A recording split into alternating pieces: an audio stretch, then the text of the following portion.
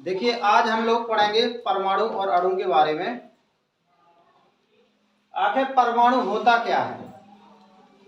तो देखिए परमाणु क्या होता है, पदार्थ का सबसे छोटा, कोई भी पदार्थ है या तत्व है उसका सबसे छोटा भाग परमाणु होता है। आप ऐसे समझ लीजिए कि जब किसी भी मतलब तत्व के या पदार्थ के, किसी भी पदार्थ के टुकड़े होना बंद हो जाए, मतलब उसके और ज़्यादा विभाजित ना कर सके आप, तो फिर वो हो जाता है परमाणु। सबसे छोटे से छोटा भाग। आप किसी चीज़ को इतना तोड़िए जब तक कि मतलब वो टूटता जाए, और जब टूटना बंद हो जाए तो समझ जाइएगा क्या है, परमाणु है। तो परमाणु क्या हो गया, पदार्थ का सबसे छोटा कण होता है। तो देखिए जैसे आप ये है, परमाणु को ऐसे बताया जाता है संरचना में, परमाणु को ये आपका परमाणु है। परमाणु तीन उससे मिलकर के बना है, प्रोटॉन, इलेक्ट्रॉन और न्यूट्रॉन। प्रोटॉन, इलेक्ट्रॉन और न्यूट्रॉन। प्रोटॉन ये है आपका, या प्लस वाला भाग होता है। इलेक्ट्रॉन आपके यहाँ पर स्वतंत्र रूप से गति करते हैं। जैसे पृथ्वी सूर्य के चारों ओर गति करती रहती है ना, वैसे ही इलेक्ट्रॉन इसके प्रोटॉन के बाहर ये क्या करते रहते हैं, गति करते रहते हैं। और एक हो मतलब, तो प्रोटॉन कैसा हो गया, जिस पर प्लस आवेश हो गया। परमाणु का ऐसा कण जिस पर प्लस आवेश होता है, प्रोटॉन होता है। न्यूट्रॉन ऐसा परमाणु का कण है जिस पर कोई आवेश नहीं होता, न्यूट्रल। न्यूट्रल का मतलब कुछ नहीं, जीरो। तो जिस पर क्या हो, जीरो आवेश हो, ये आपका जीरो आवेश लग गया, तो ये हो गया आपका न्यूट्रॉन। अब इलेक्ट्रॉन पर क्या है, माइनस आवेश है। इलेक्ट्रॉन पर माइनस आवेश है, तो ऐसा कण है प्रोटॉन परमाणु का जिस पर माइनस आवेश होता है, वो होता है आपका इलेक्ट्रॉन। अब देखिए अणु क्या होता है, आप दो परमाणुओं को जोड़ दीजिए कम से कम, जैसे ये कि ये परमाणु है, एक ये परमाणु, ये आपने जोड़ दिए तो ये आपका बन गया है अणु। आप दो नहीं कई जोड़ दीजिए, जैसे ए हो गया, तो मतलब कम से कम दो तो होना ही चाहिए ना। तो ये क्या हो गया आपका अणु, ये क्या है आपका अणु। मतलब अगर सिंगल लिखा है, अगर कोई भी पदार्थ का एक कण है केवल, उसको और विभाजित किया ना जा सके, वो होता है परमाणु। अगर दो परमाणु, इसमें एक दो तीन परमाणु है, तो ये क्या हो जाएगा, अणु। इसमें भी दो परमाणु है तो ये क्या हो जाएगा, अणु हो जाएगा। अब जैसे आपका लिखा हुआ है, आपका लिखा जैसे आपका ये हाइड्रोजन, तो हाइड्रोजन काय में लिखा हुआ है, परमाणु के रूप में। अगर ये लिखा है तो ये काय के रूप में लिखा है, अणु के रूप में। कारण स्पष्ट है कि उसमें दो हैं और इसमें क्या है, एक है। अब आ जाते हैं, देखिए हम रासायनिक संयोजन के नियम। रासायनिक संयोजन के कई नियम हैं, मूल रूप से यहाँ पर हम दो ही नियमों की बात करेंगे। पहला होता है द्रव्यमान संरक्षण का नियम। द्रव्यमान संरक्षण का नियम आपको बता रहा है कि कोई भी पदार्थ रासायनिक अभिक्रिया में, देखिए क्या होता है, कोई भी पदार्थ है ना तो बन सकता है और मतलब ना नष्ट हो सकता। बन सकते हैं का मतलब कि बिना कोई अभिकारक लिए, इतना नहीं बन सके आपने कम अभिकारक लिया उससे ज्यादा उत्पाद बन जाए, और नष्ट भी नहीं होता। तो कोई भी किसी भी रासायनिक अभिक्रिया में ना तो कोई पदार्थ उत्पन्न होता है और ना ही कोई पदार्थ को आप नष्ट कर सकते हैं। तो ये होता है आपका द्रव्यमान संरक्षण का नियम। मतलब किसी भी पदार्थ का द्रव्यमान कभी नष्ट नहीं होता है, वो एक रूप से दूसरे रूप में परिवर्तन जरूर हो जाता है लेकिन नष्ट नहीं होता है। अगला है आपका स्थिर अनुपात का नियम। यही कारण होता है, देखिए कि उनको अभिक्रिया हो तो उनको संतुलित किया जाता है। कारण ये, क्योंकि अभिकारक जितना लेंगे उतना ही उत्पाद बनेगा, नहीं तो अगर नहीं बनेगा तो फिर क्या हो, असंतुलित हो जाएगी रिएक्शन। असंतुलित मतलब द्रव्यमान संरक्षण का नियम गलत हो जाएगा। अब देखिए आप इसको स्थिर अनुपात का नियम। स्थिर अनुपात का नियम का मतलब कोई भी दो जब यौगिक बनता है, कोई भी यौगिक बनता है जब दो या दो से अधिक तत्वों से मिलकर, तो उनका यौगिक जो तत्वों का अनुपात होता है वो हमेशा निश्चित होता है, चाहे आप किसी भी विधि से उसे बनाए। जैसे आप जल की बात कर लीजिए, जल का फॉर्मूला क्या होता है, H2O होता है। इसमें हाइड्रोजन और ऑक्सीजन का अनुपात 1:8 होता है। चाहे आप जल समुद्र का ले आइए, चाहे आप पानी का ले, कुएं का ले आइए, चाहे नल का पानी ले, कहीं का भी ले आइए, आपका अनुपात क्या रहेगा, 1:8 ही रहेगा। तो ये मतलब इसका क्या रहेगा, स्थिर अनुपात ही रहेगा। जैसे आप 1:8 क्यों आ जाता है, हाइड्रोजन का परमाणु द्रव्यमान 1 होता है, क्या होता है 1, तो 2 का कितना हो जाएगा, 2 हो जाएगा। इसका कितना होता है 16, लगभग दुगना होता है, तो फिर काट देंगे, देखिए ये आ गया है 1:8। तो ये होता है आपका स्थिर अनुपात का नियम। अब देखिए क्या होता है, कोई भी पदार्थ को आप दो प्रकार से उसको बांट सकते हो। या तो एक मतलब उसमें कितने दो प्रकार के परिवर्तन होते हैं, एक भौतिक परिवर्तन और एक होता है रासायनिक। भौतिक का मतलब बाहरी, बाहरी अगर आप परिवर्तन कर दो उसको तो वो हो जाता है भौतिक, मतलब उसकी आंतरिक फॉर्मूला में कोई चेंज नहीं हो जाना चाहिए। जैसे आप जल को ही ले लीजिए, जल की जैसे तीन अवस्था में पाया जाता है। जल की अगर तीन अवस्थाओं में पाया जाता है जल, जैसे आप देखते हैं, एक तो आपका बर्फ हो गया और एक आपका जल हो गया और एक हो गया आपका वाष्प के रूप में। तीनों का फॉर्मूला एक ही है, H2O। तीनों का फॉर्मूला एक ही है, H2O। अब अगर आप बर्फ को जल को ठंडा कर देंगे, बर्फ बन जाएगा, गर्म कर देंगे, वाष्प बन जाएगा, केवल बाहरी रूप परिवर्तन हो रहा, फॉर्मूला सबका H2O ही लिखा जाता है। तो इस वजह से ये कौन सा परिवर्तन होगा, भौतिक परिवर्तन होगा। अब देखिए आप रासायनिक परिवर्तन, रासायनिक परिवर्तन में क्या हो जाएगा, उसका फॉर्मूला चेंज हो जाएगा, उसका फॉर्मूला चेंज हो जाएगा। जैसे दूध है, दूध जब जम जाता है तो दही बन जाता है, दूध मीठा होता है, दही खट्टा होता है, तो इसका कौन सा रासायनिक परिवर्तन हुआ। लोहा है, लोहे में जंग लगना, ये भी कौन सा रासायनिक परिवर्तन है। लेकिन आपको बता दें, मोमबत्ती का पिघलना, मोमबत्ती का पिघलना भौतिक और रासायनिक दोनों परिवर्तन होते हैं। कारण कि मोम जो होती है वो उसमें भौतिक परिवर्तन होता है, मोम जो ठोस होती है और पिघल करके फिर पिघल जाती है, फिर नीचे ठोस हो जाती है। और जो उसके नीचे जो मतलब उसमें धागा डला रहता है और वो क्या हो जाता है, वो जल जाता है, तो वो क्या हो जाता है, रासायनिक परिवर्तन। तो मोमबत्ती भौतिक और रासायनिक दोनों प्रकार का परिवर्तन है। अब देखिए तत्व क्या होता है। तत्व देखिए क्या होता है कि कोई भी आपका पदार्थ है, कोई भी पदार्थ अगर एक ही प्रकार के अणुओं से बना है, सॉरी परमाणुओं से बना है। जैसे लोहा आपने ले लिया, तो लोहा इसलिए तत्व है क्योंकि लोहा में जितने परमाणु आप इसके देखोगे पूरे लोहा के ही मिलेंगे, ना कि किसी चांदी के, ना सोने के, ना किसी के नहीं मिलेंगे। तो किसी भी पदार्थ में अगर एक ही प्रकार के परमाणु हैं, एक ही प्रकार के परमाणु से मिलकर के बना है तो वो तत्व कहलाता है।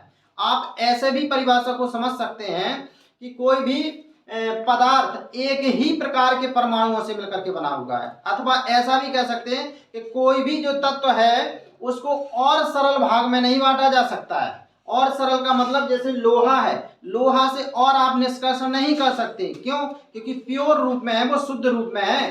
तो जब कोई पदार्थ अपने पूरे शुद्ध रूप में होता है, उसे और कोई पदार्थ नहीं निकाल सके, तो वो क्या होता है, आपका तत्व। जैसे हेमेटाइड है, हेमेटाइड अयस्क है, उसका आप निष्कर्षण करोगे मतलब शोधन करोगे, उससे अशुद्धियां हटा दोगे तो मतलब लोहा मिल जाएगा आपको।